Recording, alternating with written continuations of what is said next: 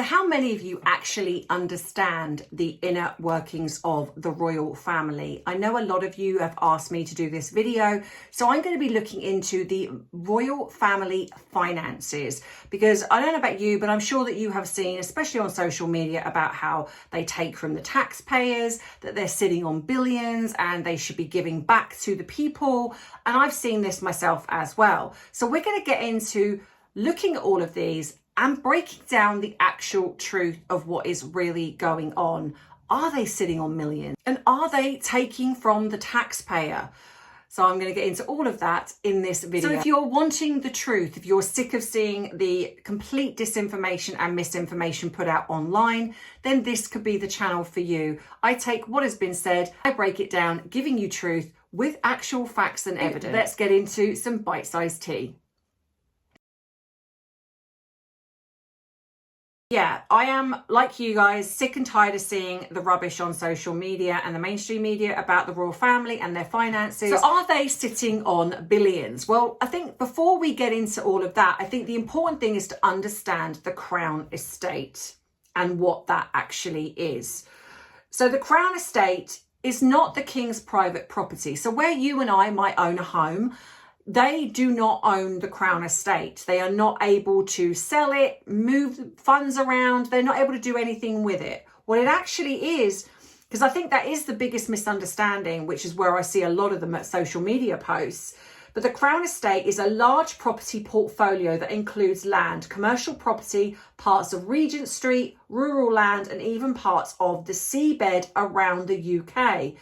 And these are used for offshore wind farms, but legally it belongs to, get this, not the royal family, but the nation. Yes, you heard it right. The monarchy does not own this personally. It belongs to everyone, the nation. So that's what I mean. But the monarchy cannot sell it. It cannot profit from it. They do not own it in any personal capacity. And its profits go to the UK Treasury, which is, well, the government. When people say, which I've seen, just take the Crown Estate and give it back, we already have it. It's there. It's like it's not that they can physically hand it back. Yeah, we already have it. So then we're going to look at, okay, so how is the monarchy funded then? And well, so the sovereign grant comes in each year, and that is the profits from the Crown Estate go to the Treasury. Then a percentage of those profits is returned to fund the official duties of the monarchy. That percentage sits at around 12% of the Crown Estate profit. So 12% goes to help run the monarchy, and basically everything else goes back into the government. Now, of course, sometimes it is higher, especially when things need renovating, like Buckingham Palace or anything like that. But again, this is not the king owning Buckingham Palace and him taking money from the government, so then he can sell Buckingham Palace at a profit and run off into the sunset. It's still owned by, in a sense, let's say, the Crown Estate. So the money, like I say, doesn't go. And it also, I think the other thing as well is I think people think that it goes into their personal bank accounts, that they got some like Barclays or Halifax account, and it's like the profits go into their bank account and they just go off on a spending spree. It doesn't work like that. It goes into, let me get this right, official state visits, staff salaries, security for official duties, and maintenance of official residences. So effectively, the Crown Estate generates revenue for the government, and the monarchy receives a fraction back to operate the head of state, King Charles. So in recent years, the Crown Estate has generated over 300 million annually for the Treasury. The sovereign grant has been significantly lower than that total. So the idea that the monarchy costs the country billions every year, well, it's not, and that's just not true. And it isn't supported by how the system actually works. So like I say, the government gets the biggest majority of that money.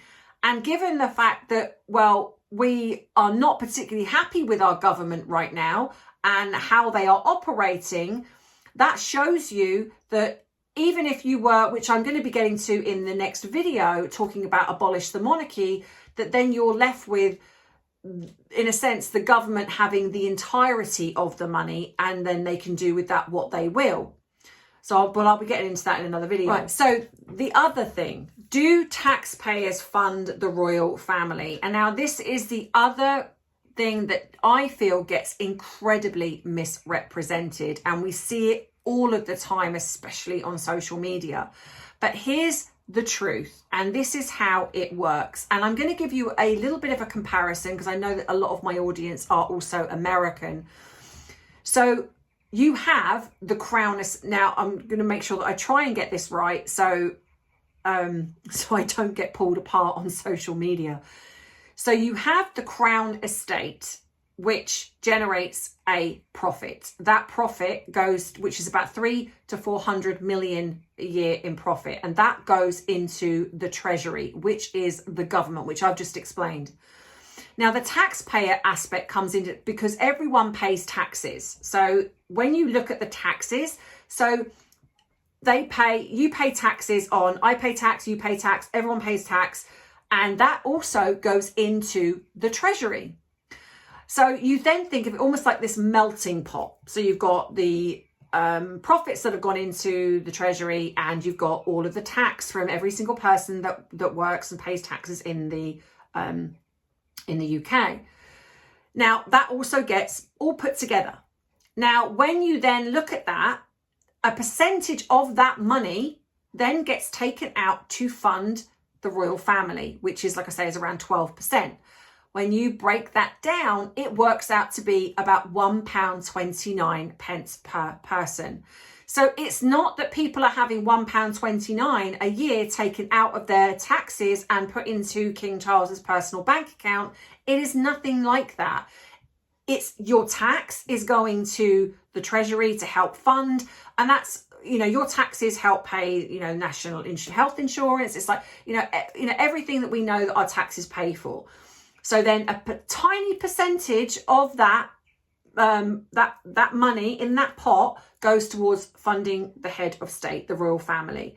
Now, when you bear in mind, like I say, how much the royal family bring in tourist revenue, which again, I will be going into in my part 2 video, and that will show you exactly what's really going on. So if we're then going to compare that to, say, American, because you have a president, and that is your head of state, in a sense, you pay your taxes, that goes into a pot, and out of that pot, a percentage of that goes to paying for the president and running and all of the things that go in with that. It's a similar type of thing. When people say that the taxpayer funds their lavish lifestyle, it's absolutely nothing to do with that.